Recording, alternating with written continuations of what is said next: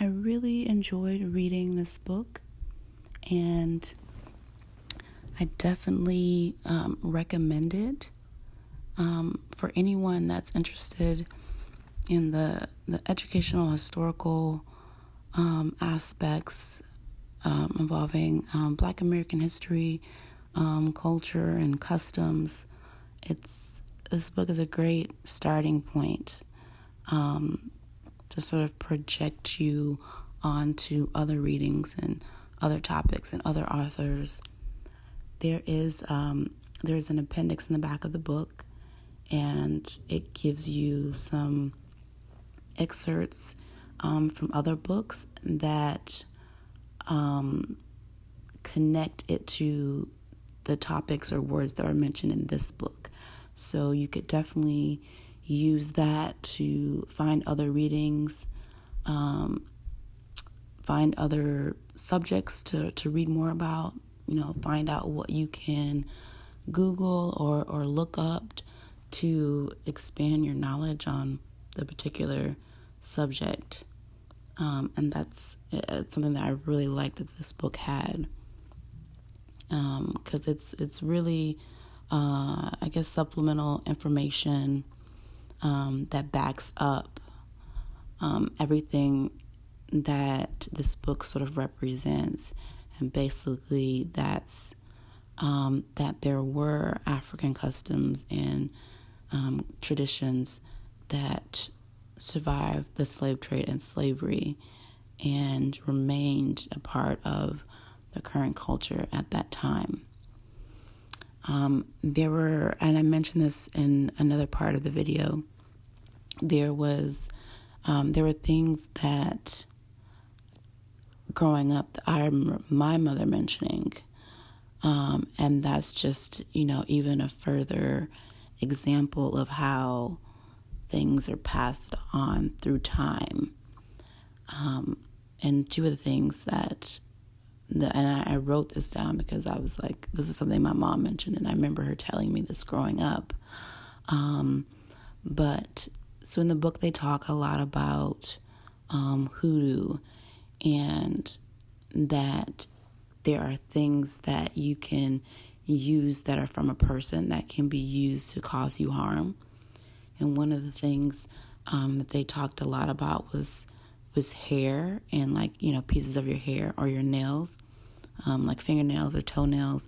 And so what my mom mentioned is that you take your hair and, if you brushed your hair in a comb and then you have to shed hair, you take it and you're supposed to burn it so no one can get it and use it against you. And they also mentioned, like I said, they mentioned this in the book. They mentioned that you should burn it, your hair or your nails, or bury them, so no one can take them and use them against you. In the appendix in the back of the book, what it says, it's under charms, hair, and nails in the appendix. The first reference material that's mentioned in here, it says, hence it is unusual for pieces of hair and nails to be hence it is usual for pieces of hair and nails to be carefully buried or burned in order that they may not fall into the hands of sorcerers. And whenever a king or chief expectorates, the saliva is carefully gathered up and hidden or buried. And it's from a book called The Speaking Peoples of the Slave Coast of West Africa, on page 99 of that book. Another thing that I remember my mother talking about was an aunt that was born with a caul. If you don't know what a caul is, it's spelled C-A-U-L. It's a birth membrane that remains over the head of a baby when it's born. It's rare, and you can you remove it after the child is born. In the appendix, it's several sources here that is mentioned in the book called Black Roadways. The author says of Jamaica, a baby born with a caul has the power to see doopies. I think that's how it's pronounced. Has the power to see doopies without the doopies harming him. Parks was born with a caul and attributed his frequent visions of ghosts to this circumstance. In another book, it's mentioned born with a caul is significant in Dahomey, West Africa, Dutch Guinea, Jamaica, and probably elsewhere among New World Negroes.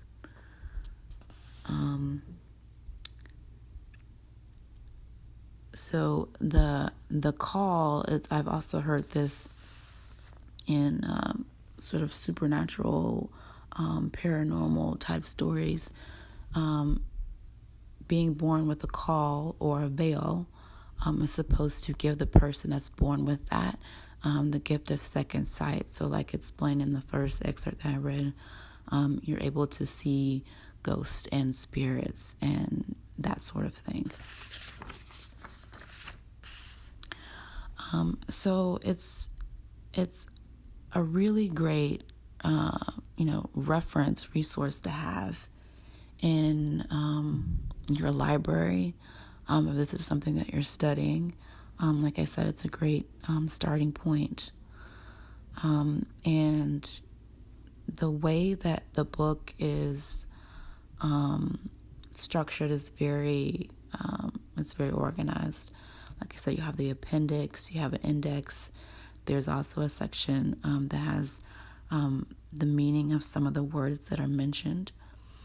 The book is organized by the different cities that the interviewers go to interview the different people there.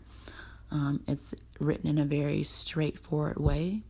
It'll describe what the city or the person's house looked like. It'll describe the person, and then they just go right into asking the specific questions. There are two different writing styles in the book, and it's written in the dialogue of the interviewer, which is, I guess you could say, like King's English. It's, standard English. And then you have it written in the vernacular of the people that are being interviewed. So the words are phonetically spelled the way it sounds when the person being interviewed is speaking. And I felt that was very helpful.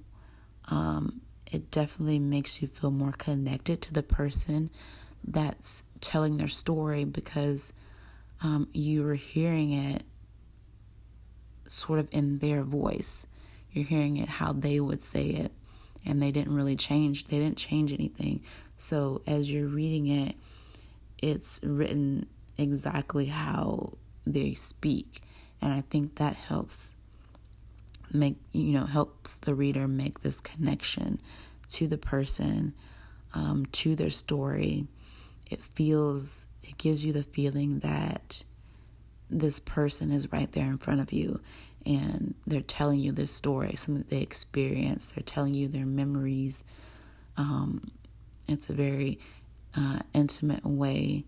If you're sitting there right in front of someone and they're telling you this part of their life, that's a very intimate way of sharing a memory or sharing an experience. And, you can't get that because, it's written, decades ago, but it helps when it's written in their own words, in their dialogue, how they talk. It gives you that same sense of intimacy and connection to the story. And I definitely think that's important in your research to keep you really grounded and sort of builds a genuine connection to what you're reading and the people and the stories. It also, reminds me of people that I knew and that I grew up with. And so it builds that connection through comparison and through my own memories. It's definitely something that I recommend, and that I hope you, if you're listening to this, that you go and buy the book, or go to the website that I'm going to link in the description, and check out the online version. Some way read this and definitely add it to your library.